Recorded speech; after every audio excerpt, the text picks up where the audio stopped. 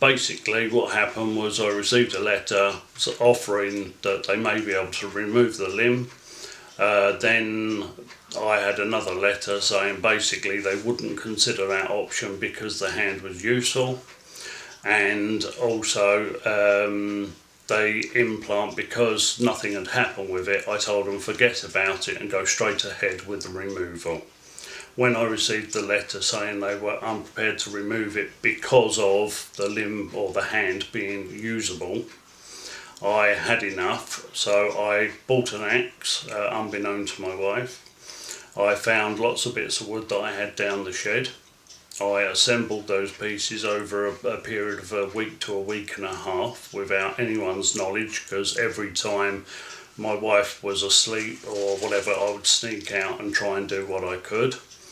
I planned everything to the T on that day.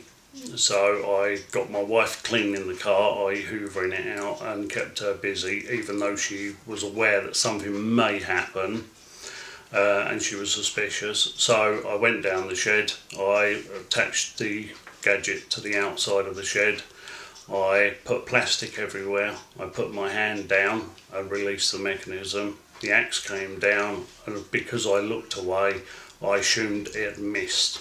I looked round and realised that it had gone 3/4 of the way through.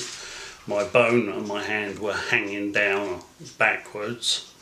I realised that I wouldn't be able to lift the axe and reset it to finish the job, so I had a scalpel that I'd already had down there ready. So there was nothing to it, but I had to cut through the rest of the flesh and the tendons. The tendons and the flesh wasn't so painful, it wasn't too bad.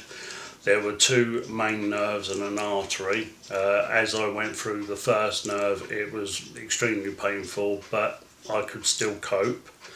I went through the artery. The second nerve I only managed to get halfway through, and then that was very, very painful.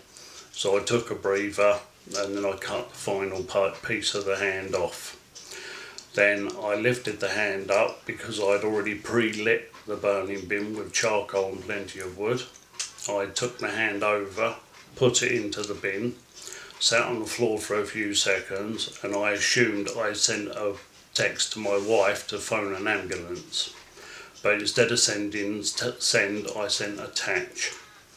I didn't realise at the time, so I've gathered all of the stuff, all the paper and all the stuff containing blood and materials, put it all in the burning bin, started to undo the guillotine. Then I thought the ambulance would be here, so I removed the tourniquet, in which case blood was going absolutely everywhere, even though I bandaged it all off and covered it. But I realised I still had to get the gadget in the shed because I didn't want anybody seeing it. So I designed it in a way that I'd only have to undo one screw in order to remove the whole thing and lock it in the shed. So I covered my hand with a towel, undid the screw, locked it in the shed, came up here, absolutely pouring blood from my hand, sat on the bench outside. My wife came in and said, "Oh my God," and started phoning the ambulance.